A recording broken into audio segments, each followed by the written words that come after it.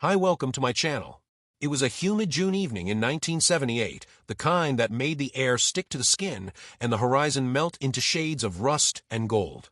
In the small town of Dry Creek, Texas, 17-year-old Mark Whitmore and his 15-year-old sister Lena were finishing chores at their family's farmhouse. The cicadas hummed their endless rhythm, and the wind carried the faint smell of rain that never came. Their father, Thomas Whitmore, sat on the porch steps, polishing the same pair of boots he'd worn for 20 years. He was a quiet man, one of those faces people described as honest, but carrying a tiredness that came from too many seasons of drought and debt. When Mark mentioned that he and Lena were heading into town, Thomas looked up briefly. "Be back before dark," he said, not as a warning, but as habit. They nodded. The old Ford pickup rattled to life, its headlights flickering once before holding steady. Dust swirled as the truck rolled down the gravel road, the evening sun reflecting off the windshield like a flash of memory soon to fade. In town, it was the last day of the annual county fair. People remembered seeing them near the gas station, Mark laughing with the clerk, Lena buying a soda, both of them radiant with that summer kind of innocence.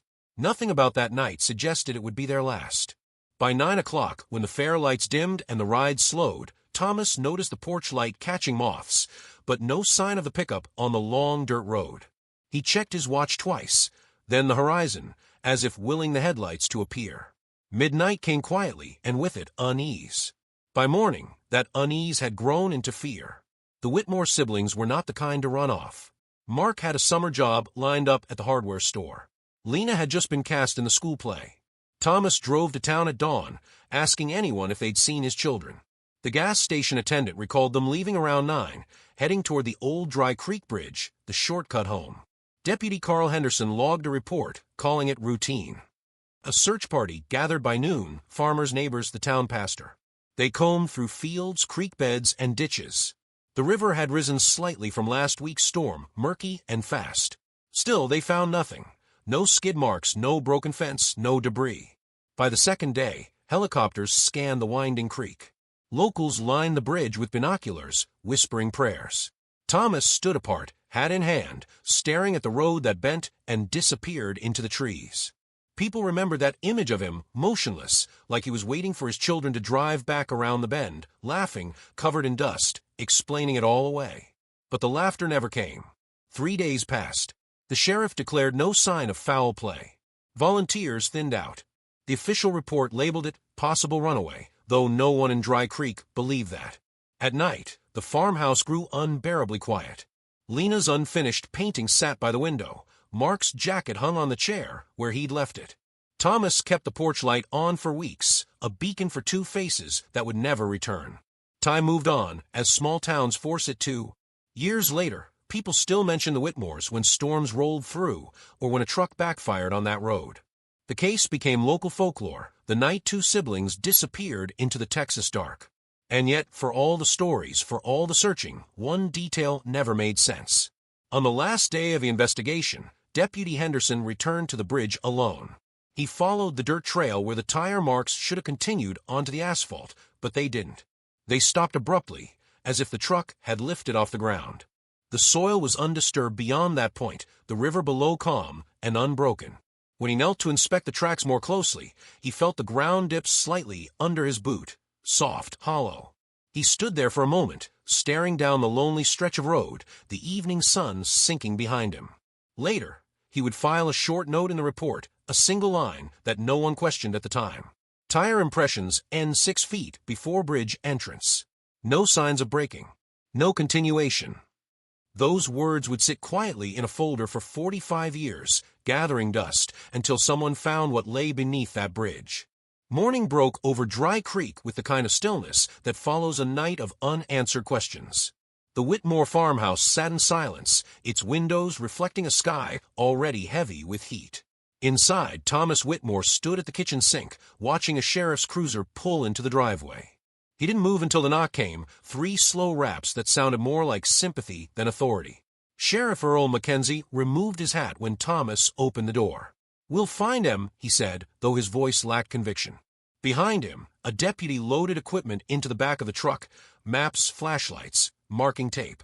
The search would start at first light along the old Dry Creek Bridge. By noon, word had spread. Neighbors arrived with canteens, volunteers from the next county showed up with dogs. Even the high school principal came, still in his tie. They fanned out across fields and thickets, calling the siblings names into the heavy air. Their voices came back in echoes swallowed by the trees. From above, 2 helicopters swept in slow circles, their blades stirring up dust and bits of hay from nearby barns. The sound carried for miles, reminding everyone that Dry Creek had become a place people whispered about rather than passed through. The second day brought reporters, not from a city, but from local radio. They interviewed Thomas on the porch. He said only one line before turning away: "They're good kids. They wouldn't run."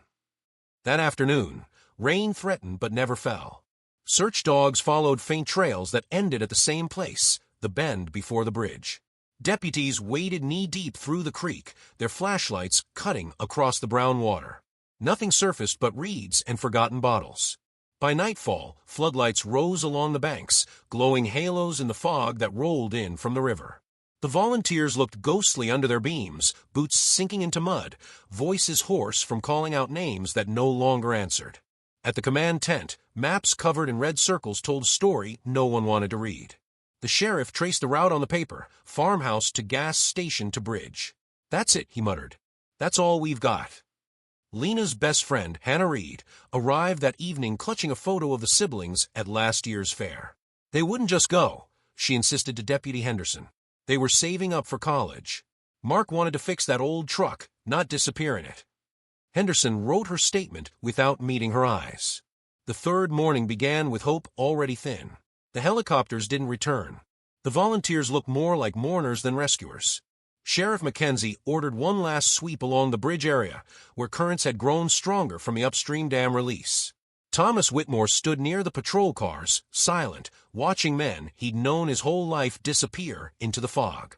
He gripped the railing so tightly his knuckles turned white. Behind him, the floodlights hummed, throwing long, trembling shadows over the water. Hours passed.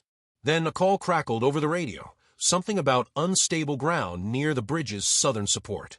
Henderson checked the soil, found it slick and beginning to slide. "We need to pull back," he warned.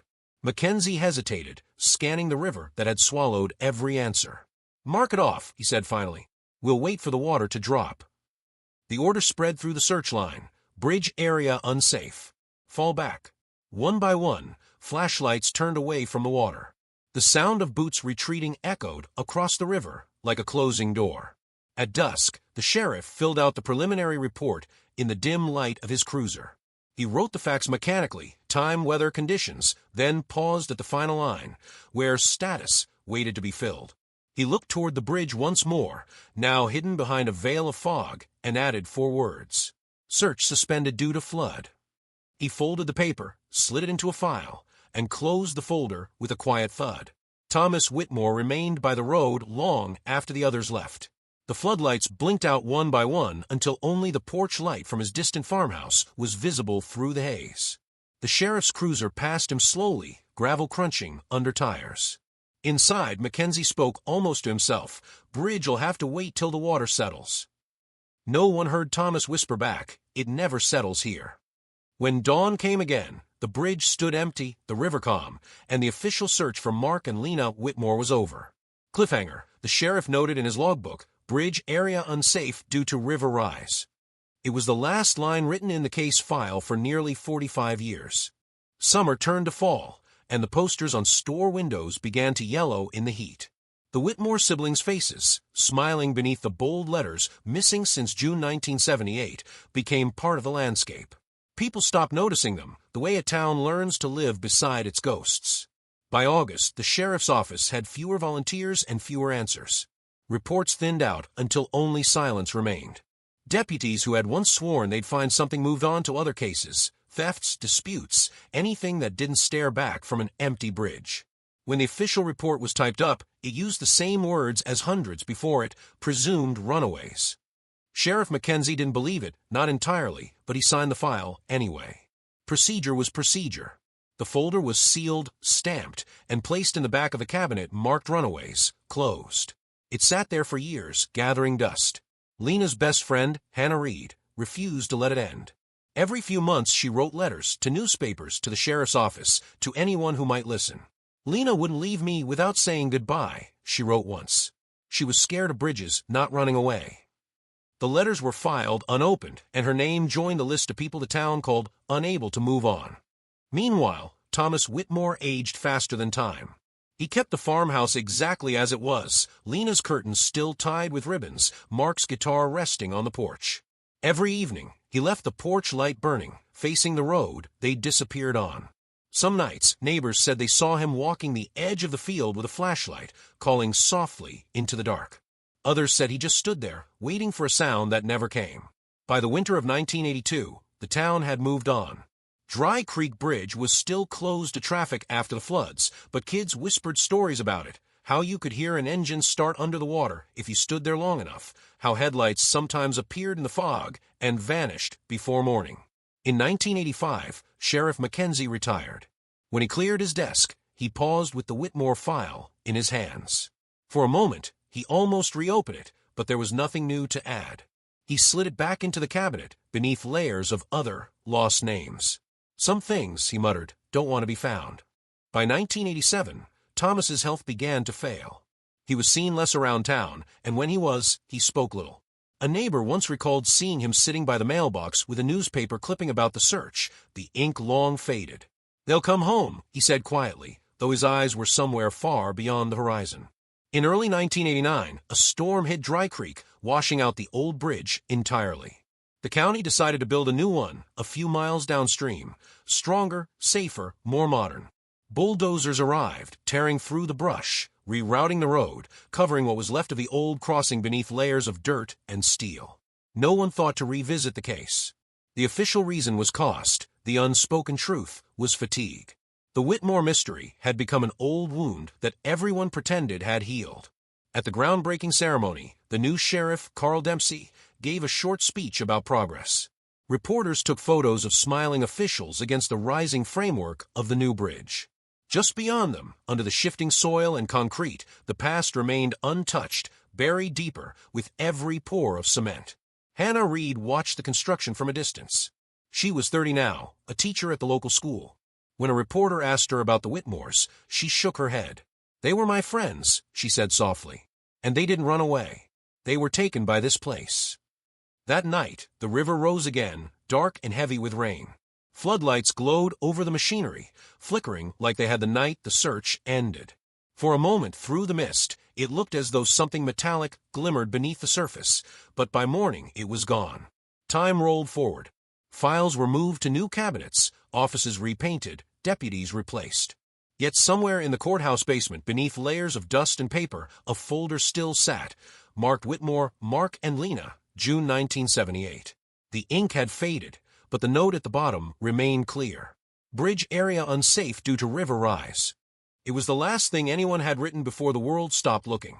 Cliffhanger. In 1989, as the first cars crossed the new bridge, the sound of the river below seemed to swallow something, a whisper, a secret, as the old crossing disappeared beneath the floodplain forever.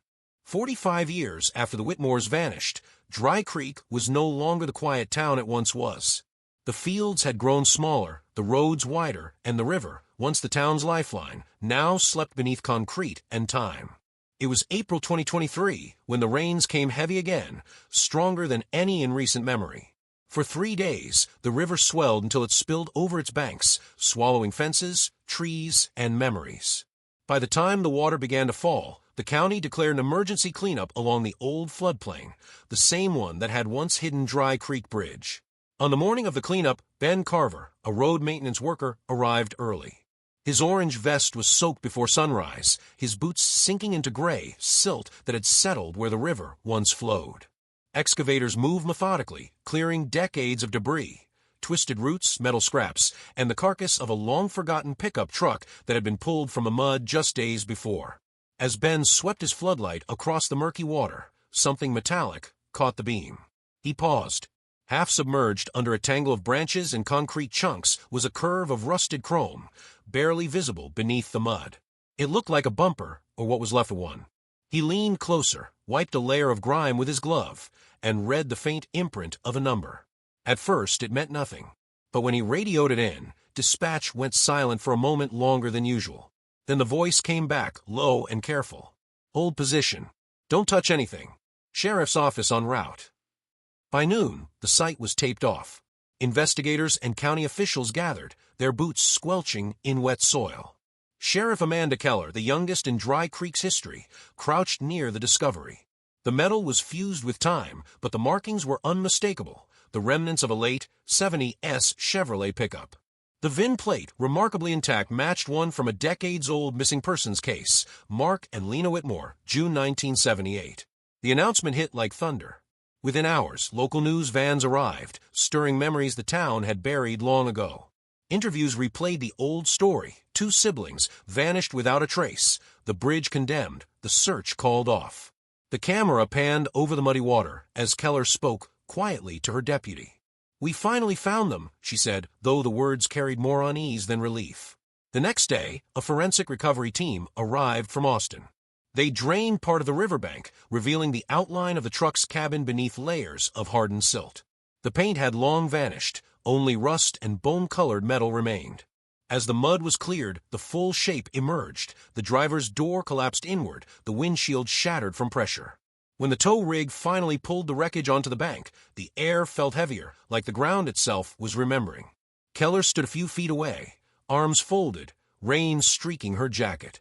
45 years, she whispered, and it was right here. Technicians brushed away sediment from the cab's interior. One reached inside through the broken window, then froze. "Sheriff," he called out softly, "you'll want to see this." The workers stepped back as Keller leaned over the open side. Inside, what remained of 2 bodies sat slumped forward in the front seats. Their bones were fused to the seatbelts, still latched, still holding.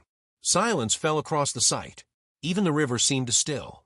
One of the investigators murmured, "Seatbelts were fastened, they didn't try to get out." Keller stared through the windshield at the dark water beyond. "Or couldn't," she said quietly. Photographs were taken. The site was marked as a crime scene. Officials whispered about causes, accident, flood, or something else. But beneath every theory ran the same chill. This wasn't just a discovery, it was a door reopening after nearly half a century.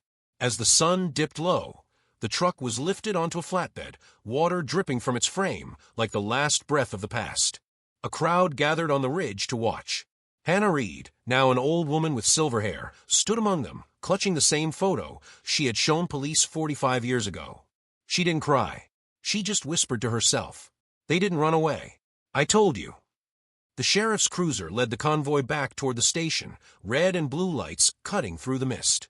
In the fading light, the outline of the old bridge could still be seen under the water, half buried, half awake, as though it had been waiting all this time for someone to look again. Cliffhanger. At the morgue, as the truck doors were opened for examination, the forensic officer paused. Both skeletons were seatbelt, but the driver's side belt was cleanly cut. The next morning, the rain had cleared, but the air over Dry Creek still smelled of silt and rust. The recovery site was sealed off, marked by yellow tape that fluttered in the weak sunlight. For the first time in decades, the Whitmore case file, once stamped closed, was reopened. Inside the temporary forensic tent, investigators worked in silence. Mud-caked gloves, camera flashes, the click of evidence containers. The old pickup sat under tarps, its doors open like it was exhaling secrets too long held in the dark. 2 skeletons were gently lifted from the seats and placed into separate evidence bags. The pathologist, Dr. Rivera, moved with the care of someone handling glass. She noted details aloud as the camera recorded, bone fractures, positions, the faint suggestion of restraint marks around the wrists. "Consistent with blunt trauma," she said finally, "but not with a crash." The room fell quiet. Someone scribbled notes, another stopped the camera.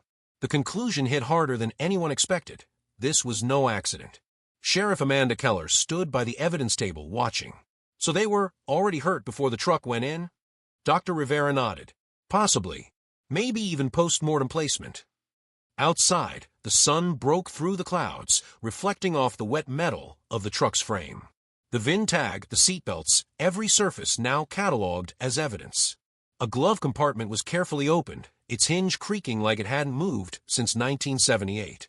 Inside was a small leather strap, wrapped in plastic, perfectly preserved. It was a bracelet, hand-braided, the kind you make for someone you love. The initials were etched into a silver charm, LW. Keller held it up, her reflection bending across the tiny piece of metal. Lena Whitmore, she whispered. After 45 years, she's still speaking. Word spread fast. Reporters returned, filming the discovery from behind the tape line. Townsfolk gathered on the ridge, their murmurs floating down like wind through reeds. Hannah Reed came again, this time with her daughter. When she saw the bracelet on the news, she covered her mouth and whispered, "That's hers." She wore it every day. That afternoon, Keller placed a call to the one man still alive who knew the case best, Earl Mackenzie, the sheriff who had led the original search. He lived 2 towns over now, retired, his health failing. He hesitated before agreeing to meet. The interview was conducted at the old community center, its windows clouded with dust. Mackenzie sat hunched in a metal chair, his hat on the table, hands trembling slightly. "They found the truck," Keller began. "Under the old bridge." He nodded slowly, eyes lowered. "Always figured it'd show up, just didn't think I'd be around to see it." She slid a photo across the table, the bracelet. "Recognize this." His eyes lingered on it. "Yeah. Lena never took that thing off."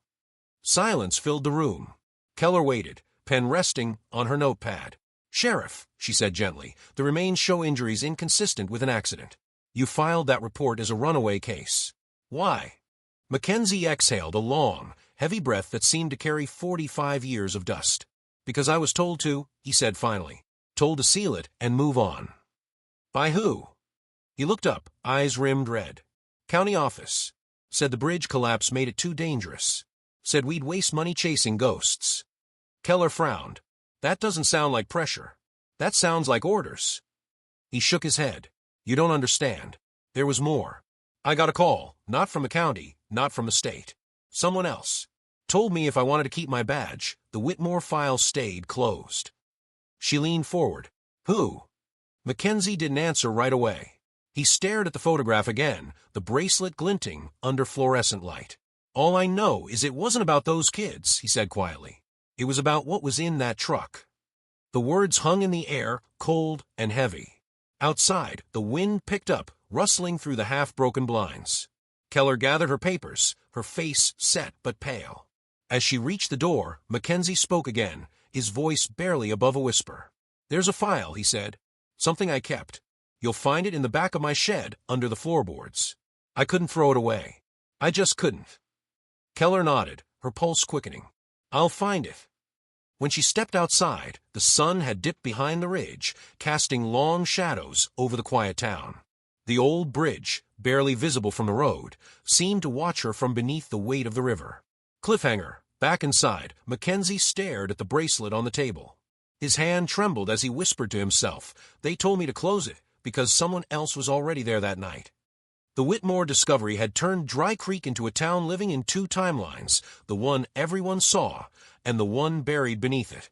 Reporters filled the diner booths, drones hovered above the bridge, and words like cover-up and murder began to echo in places that once only whispered. Among those covering the story was Ava Monroe, a freelance journalist known for unearthing forgotten cases. She had driven 6 hours from Dallas after hearing about the recovered truck. Her instinct told her there was more here, something older, quieter, and unfinished. She arrived with a recorder, a notebook, and a question that no one wanted to answer: who silenced the truth in 1978? Her first stop was the town library, where the shelves still carried a faint smell of mildew and dust. Old newspapers stored in brittle folders told the official version: siblings vanish, truck missing, presumed runaways. But tucked inside one 1978 clipping was something strange, a short, uncredited line that had never been published online. Witness reports seeing Whitmore truck near Henderson Quarry, 9:45 p.m. The quarry was 6 miles from the bridge. The timeline didn't fit. That evening, Ava met with longtime residents at Maggie's Diner, a place where gossip carried faster than coffee refills. Most were cautious, their eyes darting to the door as if the past might walk in. But one woman, Clara Jensen, spoke up. Her voice trembled with age, but not uncertainty. "I saw Mark that night," she said. "He was at the Texaco by Route 16. 2 men with him. One was wearing a deputy's uniform, I swear it." Ava leaned forward. "You're sure it wasn't Sheriff Mackenzie?" Clara shook her head. "No. Younger. Dark hair, heavy set. They were arguing by the pumps. Then Mark drove off fast toward the quarry road. Never saw him again." Others nodded quietly, adding fragments. talk of jealousy, unpaid debts, maybe even stolen property. But every story circled back to the same place, the quarry, not the bridge. Ava's notes filled quickly, lines of ink running together, like the tangled rumors themselves. Still, a pattern was forming. The accident narrative made no sense. The truck had gone into the river miles from where it was last seen, and the cause of death didn't match a crash. Later, Ava visited the sheriff's office to request access to the reopened files. Sheriff Keller met her at the door, visibly wary. "Ms. Monroe," Keller said, "I appreciate your interest, but this isn't a press circus. It's a homicide investigation now." "I'm not here for headlines," Ava replied calmly. "I'm here for truth. And I think your predecessor wasn't the only one told to keep quiet." That line made Keller pause. For a moment, the two women stared at each other, both driven by something heavier than curiosity. Finally, Keller said quietly, "Then start where no one else looked. The quarry." Ava took the hint. The next day, she visited the Henderson quarry, long abandoned and fenced off with rusted wire. The air smelled of limestone and rain. Pools of stagnant water mirrored the gray sky above. She pressed her recorder's button and began dictating notes as she walked the perimeter. Area approximately 6 miles from original search zone. Visibility poor. Ground unstable. No sign of recent disturbance. But near the west entrance, she found something unusual. An old sign half buried in mud. Henderson Mining Company, closed since 1979. Behind it, a pile of discarded machinery and broken crates lay scattered, as if someone had left in a hurry decades ago. She took photos, then paused. Across the lot, a flicker of light, maybe sunlight on glass, maybe something else, caught her eye. She walked closer and found a shard of metal buried in the dirt, small but familiar. The corner of a license plate. The numbers were unreadable, but the color matched the Whitmore's truck. Ava froze. The official recovery report had claimed a vehicle was found under the bridge, yet here was a piece that didn't belong. That night, she returned to her motel room, the ceiling fan humming overhead, and spread her photos across the bed. The timelines, the locations, the statements, something was wrong. She picked up her phone and called Keller. "Sheriff," she said, her voice low, "your report says the truck was under the old bridge. But someone saw it near Henderson Quarry that same night. And I just found part of a plate out there." There was silence on the other end. Then Keller replied, "That's impossible. We documented every piece." "Then explain this," Ava said, "because I think someone moved that truck." Hours later, while reviewing her footage, Ava noticed something she hadn't before. In one of her quarry photos, half buried beneath the gravel, a blurred image of a truck in the background. Same shape, same color. She zoomed in, heart pounding. The timestamp on the bottom corner wasn't from her camera, it was from the photograph itself. A recovered print. A memory frozen. The location unmistakable. Cliffhanger. The photo clearly showed Mark Whitmore's truck parked outside Henderson Quarry, headlights off, long before it was ever found under the bridge. Rain had settled over Dry Creek like a curtain. It streaked across the sheriff's office windows, tapping against the glass in the same rhythm as the clock on the wall. Inside, the air smelled of paper, coffee, and unease. Ava Monroe sat at a desk borrowed from an unused corner, surrounded by half-open file boxes. The reopened Whitmore case had consumed her, timelines, statements, autopsy photos, maps. Every page whispered something, but never the whole truth. She had spent the last week combing through county archives, tracing missing reports and handwritten notes that had survived 4 decades of neglect. Most were clean copies of public records, routine, predictable. But one document stood out, the original 1978 case log. Half the pages were gone. The remaining ones were redacted in thick black lines, entire paragraphs buried beneath ink. Ava frowned, tracing one note in the margin. Deputy C.H., present at site before sheriff arrival. She flipped through the next folder, same handwriting, same initials, same missing context. Whoever this C.H. was, they had appeared at every turning point of the investigation, then vanished from the record. When she asked the clerk about it, he gave a nervous laugh. "Old files get messy," he said, "especially ones people don't want to read." Back at the sheriff's office, she typed up a Freedom of Information request, formal, precise, impossible to ignore. She listed the missing files by number, requested internal correspondence from June to August 1978, and submitted it to the state archives. That was 2 days ago. Now, sitting alone in the dimly lit office, she scrolled through her inbox again. Nothing. No confirmation, no denial. Just silence. Sheriff Amanda Keller entered quietly, rain dripping from her jacket. She looked tired, older than her years. "You've been at this all night," she said. Ava didn't look up. "Someone erased half your town's history, Sheriff." Keller sighed, walking to the window. "You're assuming it was erased. Maybe it just got lost." Ava finally turned to face her. "Then why are the redactions recent? The ink's not even faded." That stopped Keller cold. "You've seen the same things I have," Ava pressed. "Those files didn't vanish in 1978. Someone took them later, maybe even after the bridge discovery." Keller didn't answer. The rain outside filled the silence between them. Finally, she said quietly, "Ava, I'm telling you this as a friend. Drop it. You have no idea who's still around or what they're capable of protecting." The warning didn't sound like a threat. It sounded like regret. When Keller left, the office felt emptier. The only light came from the desk lamp, throwing long shadows over the folders. Ava leaned back, staring at the rain streaks on the glass. Every case had its wall, the point where truth became dangerous. This one had come faster than most. She started packing her notes, planning to drive back to her motel for the night. That's when she heard the mail slot creak open at the front door. A small envelope slid through, landing softly on the floor. No return address. No postage. She hesitated, then picked it up. It was sealed in yellowing tape, the kind used on evidence bags. Across the front, in faded blue ink, was written a single line. "For those still listening." Her hands trembled slightly as she tore it open. Inside was a cassette tape, its label written in the same shaky handwriting. July 3rd, 1978, 10:47 p.m. Ava turned the tape over in her hands. The edges were worn, dust caught in the grooves. Someone had kept it hidden a long time. She looked toward the dark window, where lightning briefly illuminated the outline of the old bridge in the distance. If the date was real, the recording was made the night after Mark and Lena disappeared. She set the tape on the desk beside the redacted files and exhaled. The air felt heavy, electric, as though the walls themselves were holding their breath. In the stillness, she whispered, "What did you record?" The rain grew louder, drumming against the glass like static. Cliffhanger. Ava pressed play on an old cassette deck from the evidence room. The tape crackled to life with a hiss of static, followed by a trembling voice whispering. They never made it to the bridge. The cassette spun slowly in the old player, its reels turning with a soft mechanical whir. A faint hiss filled the sheriff's evidence room. Then a click and the sound of wind. Ava Monroe sat forward, elbows on the desk, her recorder running beside it.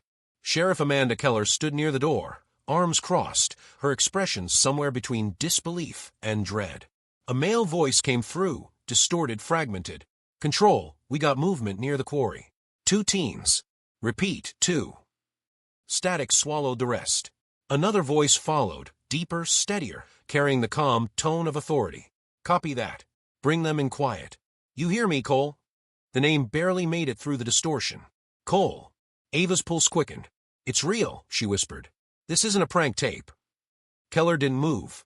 Her jaw tightened as the next part played, the sound of a truck engine revving, someone shouting, a boy's voice, desperate. "You said we could go home." Then a sharp metallic crash. Tires skidding.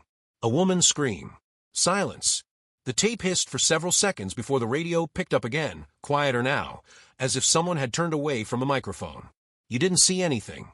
You understand. We moved the truck downriver near the bridge. No one checks there once the current rises." A long pause. Then, barely audible. "Sir, what about the kids?" "They're gone. Forget them." Static filled the room once more, stretching into emptiness until the reel clicked to an end. Ava sat frozen, the breath caught in her throat. The rain outside had returned, faint and steady, as if echoing the hiss of the tape. Keller finally spoke. "That's a police channel," she said quietly. "Old frequency, discontinued in the early 80s. Whoever recorded this had access to department radios." "Then it's authentic," Ava said. "And this proves the crash was staged." They both stared at the silent machine, a relic that had just rewritten 45 years of history. Keller picked up the tape, holding it in gloved hands. "We'll need an audio lab to confirm, but—" "It's a cover-up," Ava cut in. "Your own department moved that truck. They planted it under the bridge to close the case." Keller didn't answer. Her silence said more than agreement ever could. That night, the recording was sent to Austin for digital restoration. When the results came back, the analysis confirmed what Ava already suspected. It was an authentic 1978 police transmission recorded off a portable scanner. The voices matched no current personnel, but one name, faint under the static, repeated twice, Deputy CH. Ava replayed that section over and over, each time hearing it clearer. Cole, cut the lights. No one sees us here. Her notebook filled with underlined phrases, quarry, 2 teens, move the truck, Cole. Every new word was a fracture in the foundation of the story the town had believed for decades. Keller joined her late that evening in the small office, the air thick with tension and fatigue. If this is real, Keller said slowly, it means the sheriff's department covered up a double homicide. And one of those deputies, Cole Henderson, his family still lives here. Ava looked up sharply. Henderson, the quarry. Keller nodded grimly. His father owned it back then. For a long moment, neither spoke. The pieces clicked together too easily, the quarry sighting, the redacted files, the initials CH scribbled in the margins. Ava whispered, he wasn't just there. He orchestrated it. Outside, thunder rolled across the plains. The rain against the windows grew heavier, as if the storm itself was pressing to get in. Keller rubbed her temples. I need to tread carefully. If this leaks before we're ready, we could lose the case. And there are still people in this county who'd rather it stay buried. Ava stared at the recorder, its red light still blinking. Truth doesn't stay buried forever, Sheriff. It surfaces, just like that truck. Keller met her eyes, tired but resolute.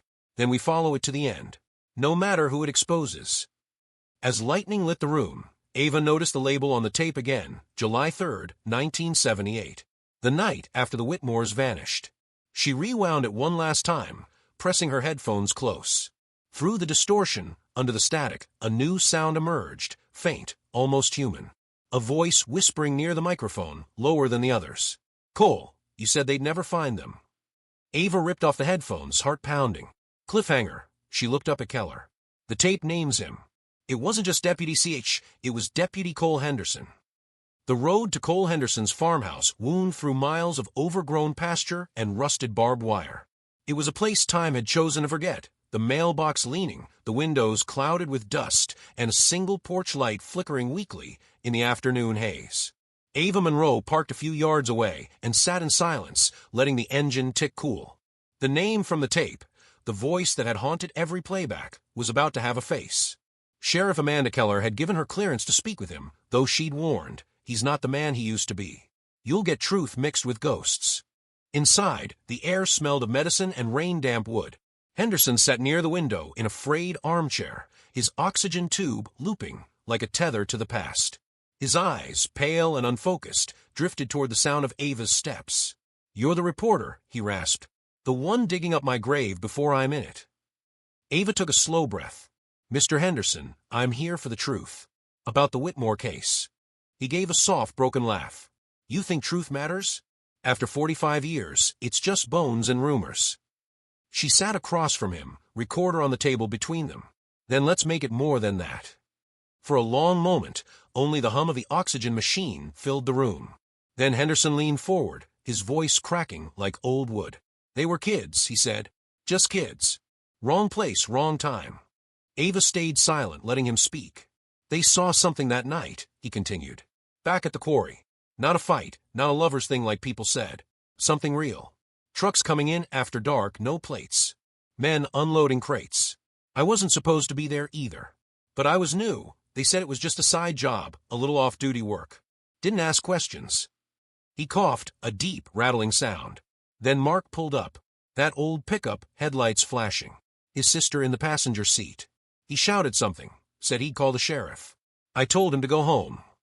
His hands shook as he spoke, skin thin as paper. One of the men, not from around here, he panicked. Pulled his gun, thought the boy was reaching for something.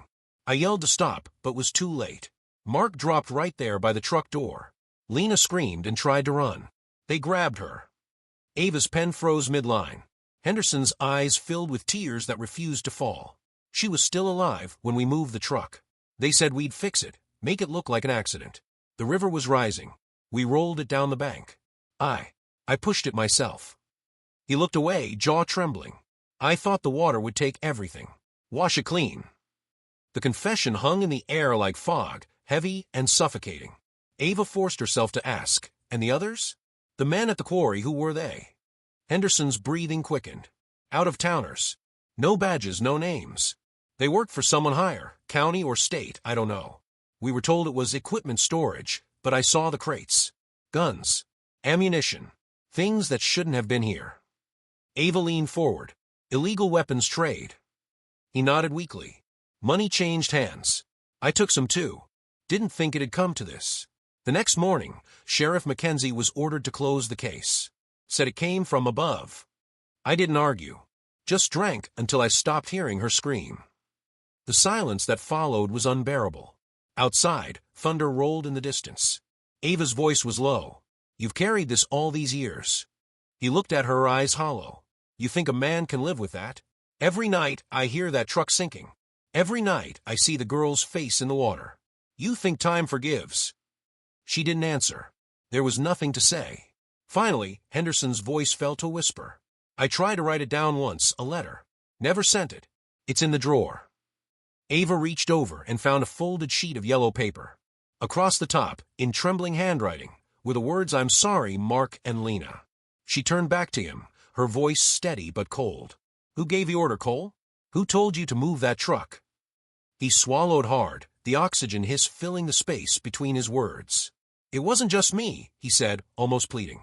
You need to look higher, the badge that outranked us all. Ava frowned. The sheriff. Henderson's gaze flicked toward the window, where rain had begun to fall again, soft, rhythmic, almost forgiving. His voice cracked one last time. Not Mackenzie. Someone wearing his uniform that night. The storm outside swelled, wind rattling the window panes as his words sank in. Cliffhanger. Henderson looked up, eyes wet with guilt. He's still alive, he whispered, and he knows you're asking questions. The storm had broken by dawn, leaving the air sharp and heavy with the scent of wet earth. Ava Monroe sat in her car outside Cole Henderson's farmhouse, her recorder still running. Inside, the old deputy's confession looped in her mind, the quarry, the weapons, the order from the badge that outranked them all. He had fallen asleep mid-sentence, exhausted, as if the weight of 45 years had finally crushed him. Before leaving, Ava tucked the folded apology letter into her notebook. On the back of it, scrawled in shaking ink, was one more line she hadn't noticed before. Locker 17 for when it's time. She didn't know what it meant yet, but she knew she was running out of time to find out. Back at the sheriff's office, Amanda Keller was already waiting, arms crossed, eyes dark from lack of sleep. You got something out of him? Ava nodded slowly. He confessed, but not to everything. There were others, people higher up. He said it wasn't Mackenzie who gave the order that night. Keller frowned. Then who did?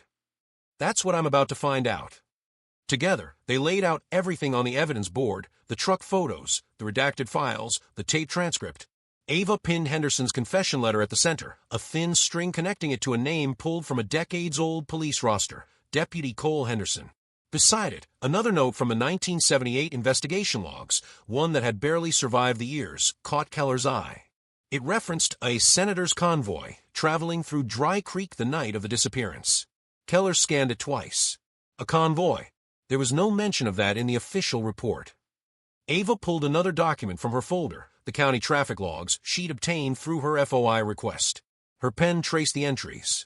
July 2nd, 1978, 11:03 p.m., 2 unmarked vehicles registered to state office. Route 16, Henderson Quarry Road. Keller exhaled sharply.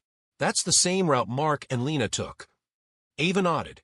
And one of those vehicles was registered to Richard Hale, state senator at the time.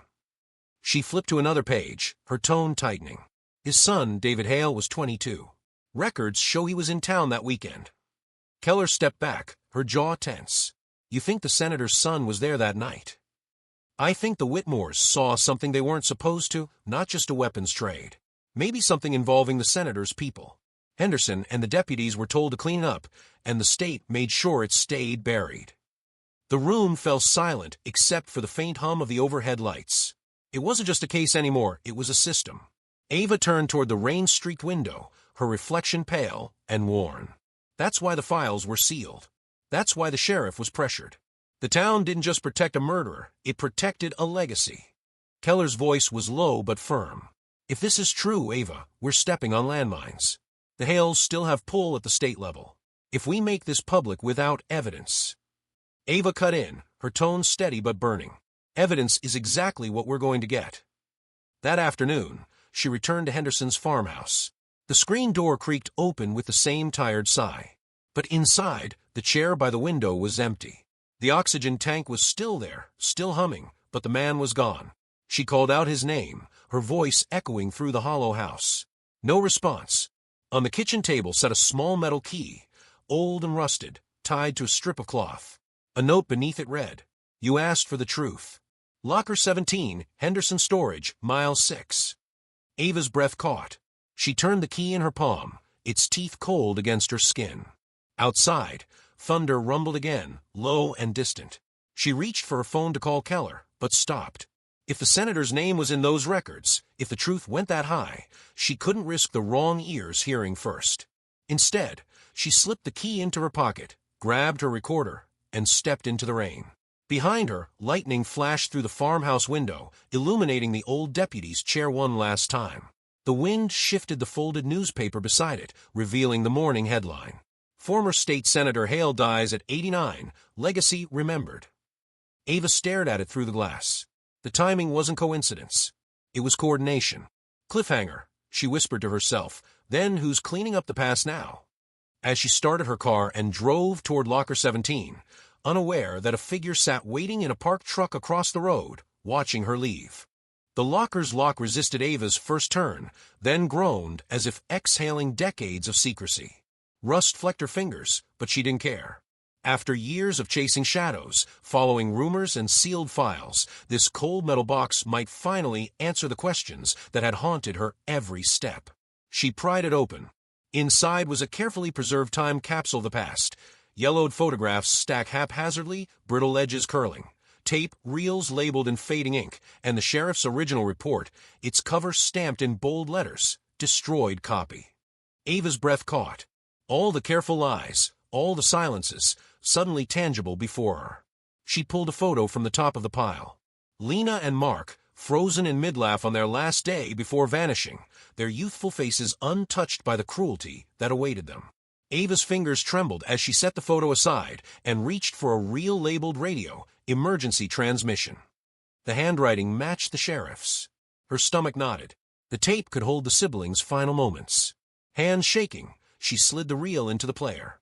Static hissed through the small speaker before a voice broke through. Unmistakably a child, small and scared, crying for help. "Please, anyone help us!" Then Mark's voice, sharper, more desperate. "We're in trouble, hurry!" Each word sliced through the ears, piercing Ava like a cold blade. She sank to the concrete floor, clutching the reel to her chest. Tears blurred the photographs around her. She could barely breathe. The siblings' voices, their terror, their hope, filled the tiny space, echoing through the locker room as if the walls themselves mourned their loss. The reality of their suffering, the betrayal by those sworn to protect them, pressed down with unbearable weight. Through the blur of grief, Ava's eyes caught the sheriff's report again. Notes she hadn't noticed before detailed sightings, discrepancies in the truck's movements, and cryptic references to names she knew too well. The label, destroyed copy, was a lie. Someone had hidden this truth, hoping time would bury it. But decades later, the truth had clawed its way to the surface. She gingerly set the tapes aside and flipped through the photos. One by one, they painted a narrative far darker than rumors suggested. Secret meetings, shadowed figures in the quarry, the truck in strange locations before it was finally sunk.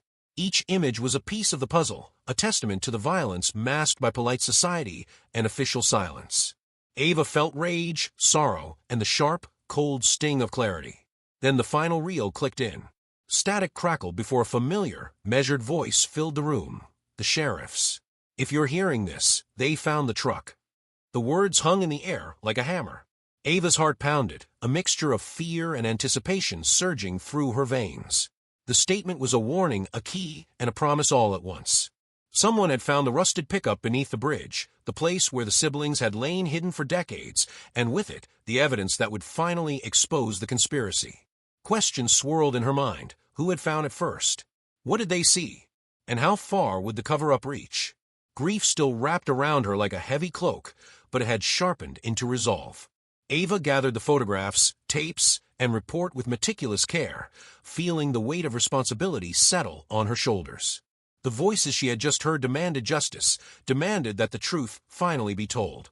Outside, the hum of the town felt distant, but Ava knew the reverberations of this discovery would not remain contained. For 45 years, silence had protected the guilty, but now the past had spoken, and she would make sure the world listened. The courthouse steps were crowded with reporters and flashing cameras. Ava stood just beyond the press line, her notebook clutched tightly in one hand, her other brushing against the bracelet she had carried since the locker discovery. Officially, the case of Mark and Lena Whitmore had been reopened, decades after the siblings vanished into a rural Texas night. The town, once cloaked in quiet compliance and whispered speculation, now found itself under a national spotlight. Headlines screamed across newspapers and scrolling news feeds. Missing siblings found in rusted truck beneath bridge. Cold case shock. Town's secrets uncovered. Justice, finally, after 45 years. Ava's documentary, Silent Case, The Whitmore Vanishing, had premiered just days earlier, weaving together interviews, recovered evidence, and the tapes that had shattered the town's long-maintained silence. The footage had been harrowing, but necessary. Viewers across the country had felt the tension, the betrayal, and the sorrow. And at the documentary's quiet conclusion, the recovered bracelet, small, unassuming, yet infinitely precious, rested beneath a glass display at the local museum. A single spotlight illuminated it, a symbol not only of loss, but of remembrance and the resilience of truth. Walking along the riverbank near the Dry Creek Bridge, Ava could finally breathe. The waters, once brown with silt and obscured by secrecy, now ran clear and steady, as though reflecting the passage of justice itself. She imagined Mark and Lena here, free from fear, free from the cruelty of those who had silenced them. The town remained unchanged on the surface, the dusty roads and familiar houses standing like sentinels of the past, but beneath that quiet exterior, something profound had shifted. Silence had finally been broken. Residents approached Ava cautiously, their eyes a mixture of relief, guilt, and quiet curiosity. Old neighbors spoke in whispers about the day's events, sharing fragments of memories long suppressed, while younger townsfolk listened in awe at stories of the siblings' last known hours. Every conversation reminded Ava of the weight of decades, the fear, the hidden truths, the lives quietly constrained by collective denial. And yet, in each encounter, there was also a spark of hope, a belief that justice, though delayed, could indeed be served. At the museum, children pressed their faces against the glass case, pointing at the bracelet as their parents explained the story. Ava watched silently, understanding that the Whitmore's tale had become more than a headline or a cold case file. It was a lesson, a caution, and a memorial all at once. The bracelet, small and delicate, carried the enormity of a truth that could not be buried indefinitely. Even as national attention began to wane, Ava knew the impact of this case would endure. The Whitmores had waited for 45 years beneath the bridge, forgotten by some, remembered by few. But the story of their disappearance, the courage of those who pursued it, and the unyielding voice of truth would echo far longer. And finally, standing alone by the river's edge, Ava allowed herself a moment of quiet reflection. The town had survived its secrets, but more importantly, the siblings' memory had been honored. The river whispered, carrying the echoes of the past into the present. For 45 years, they waited beneath the bridge. Now, at last, they've been heard.